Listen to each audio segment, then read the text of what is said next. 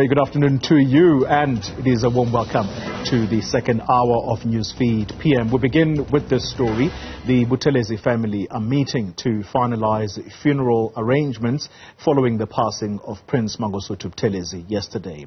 Various leaders of political parties have today visited the homestead in KwaMahlabathini to pay their respects. Newzroom Afrika's Ziyanda Ngcobo is there for us and has been throughout the day. Ziyanda, good afternoon to you.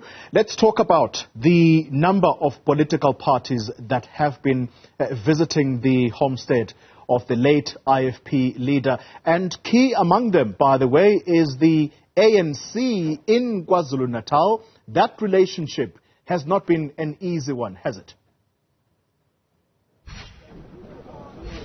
It certainly hasn't been, Toli, but before we get to those who came here today, I wanted to reflect on how the family is doing as we speak. The family members and the IFP are meeting to discuss logistics, Toli, as you'd know, that this is likely to take place over the next couple of days. And there's been a debate, I'm told, about when the memorials should be held. There are some who believe the memorials should be held after the funeral because of issues around numbers and capacity. There's talk of memorials in Durban, Johannesburg, and possibly here in Ulundi. But you can imagine, Amabutho already want to come. You would have seen our colleague Ngcobo. There are around 3,000 Amabutho saying they will be descending upon KwaZulu-Natal to bury Mtanaga Pindangene. Then there's also the aspect of the IFP itself. And Ulundi is also quite a small town, Goli. So issues about capacity when it comes to accommodation, venues, these are all the logistics that they are currently pinning down. But let's talk about earlier when I spoke to Prince Mangosuthu Buthelezi's son, Zuzifa Buthelezi, who spent his last moments, the last moments of Mangosuthu Buthelezi's life by his side. I look at it as a blessing because, you know, it's got two sides. There's one side where you think this is so painful to see him and actually realize this is happening and this is the finality of it. But I think there's the other side of the coin where you say, I'm blessed that I'm here when he closes his eyes, because I've spent so much of my life now with him every moment. You know, when I look back now, we had breakfast together, lunch together, dinner together, and then we'd have prayers. But we just talked about a lot of things right across any subject, and it was just phenomenal and amazing. I can't thank him enough. I can't thank God enough, because he's given me a foundation. Needless to say, there are some heavy responsibilities he's leaving me with.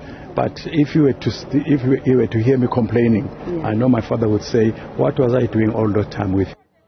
And so that's Prince Zuzifa Buthelezi talking about the last moments that he spent with his father and how the family is doing, really reflecting on the fact that they're still reeling in shock when it comes to his passing. Well, today, Toli, as well, as you'd already intimated, several political party delegations came. The KZN ANC, led by its chairperson, Siboniso Duma, coming here earlier on. There was a prayer service. There was also Dr. Zweli Mkhize, who would have known Shenge quite closely insofar as the work that was done in the province of KwaZulu-Natal. Remember, Mkhize was also once premier and is also considered an elder in this province. Another person who actually came here is Action SA's Zwagele Mnganga, who's the KZN leader for that party, and he was reflecting on the fact that this is possibly a moment for parties to come together, and it's a new era that is dawned upon us, in particular KwaZulu-Natal, and he doesn't foresee any violence now that someone, an elder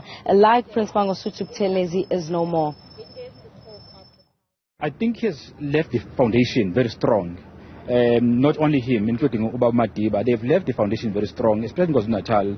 I don't think there will be any intimidation.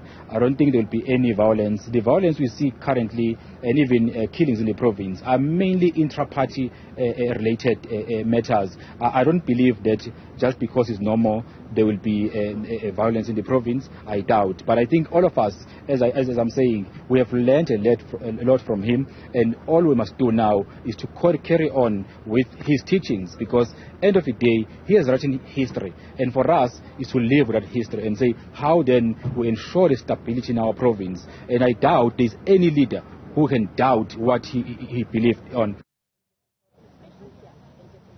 And echoing those sentiments was Dr. Zweli Mkhize, who had already mentioned as someone who worked closely in terms of creating stability in the province during those violent years of the 1980s and 1990s, reflecting on the committees, 3-a-side, 5-a-side, 8-a-side committees that were continuously, formulated, including the likes of former President Jacob Zuma and other leaders in this province. Let's listen to what he had to say. But it's a very sad moment, and I think firstly we start by conveying condolences to the Buthelezi family, the entire Kwaphindangene household, as well as the people of the Buthelezi clan, of whom he was the head. We also have to convey our condolences to His Majesty Isilo Ndulamiti for losing one of the pillars of the traditional as a traditional Prime Minister and a pillar of the Zulu monarchy. And we believe that his departure is actually, taking away a lot of, knowledge, a lot of history, a lot of institutional memory, which would have helped to guide the young monarch as he steps into the new position on the throne. Now, beyond that, we also convey condolences to the Inkatha Freedom Party. It must be very difficult to have the leader, the founder, the one who's been their guide and their role model and their inspiration, having to depart at this point. Of course, we all know that the difficult part for all parties is the change of leadership. And in this case, they've only got one person that they've looked up to, and today he's no more, and therefore it's got a huge challenge and an end of an era within the IFP as a party. But we want to say to them that they have learned a lot. They have learned a lot from Mtwana, and so they need to continue from that point of view. Well, Tuli, that is the reflection of some of those who came earlier on today. It's quietened down since, the ANC and those leaders were here. As I mentioned, there was a prayer service and where each leader got to speak. The alliance partners also came. I spotted James Ngcobo as well, being one of those key leaders that were here, who's the former eThekwini mayor, you'll remember. So reflecting largely on his political life, but certainly many reflecting, those who were here today at least, about how Prince Mangosuthu Buthelezi cuts across political lines.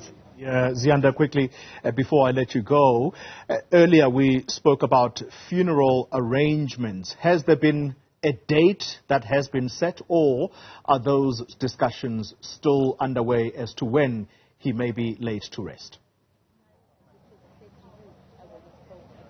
As I already mentioned, there's a current meeting that, as we speak, Chloe, that's taking place, starting off with dealing with the logistics surrounding even memorials. In fact, part of the reason why I think things are also delayed was because there seemed to be a lot of disagreements. And in fact, until the arrival of IFP President Velenkosi Hlabisa about 2 hours ago, they were looking to him for guidance on how to maneuver this, because you'll remember there are certain quarters who have different views about how Prince Mangosuthu Buthelezi must be remembered. As I mentioned, the IFP, some within the IFP are insisting that the memorials must take place this week and not after the funeral, and there are some who are of the view that it may actually just not necessarily be feasible or viable, looking at it from a logistics perspective and a numbers perspective, because like I mentioned, Amabuto are wanting to come from Gauteng, those in KwaZulu-Natal on their own. That is just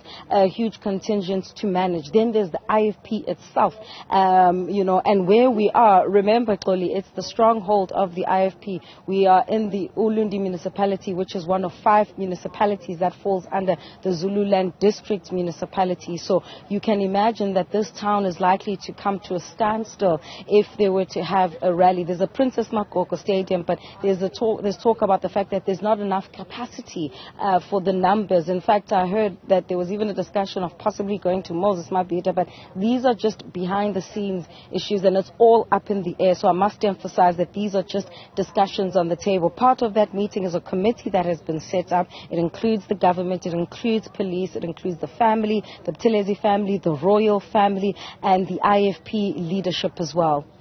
Ziyanda Ngcobo, live for us there in KwaMahlabathini, KwaPhindangene. Thank you very much for that update.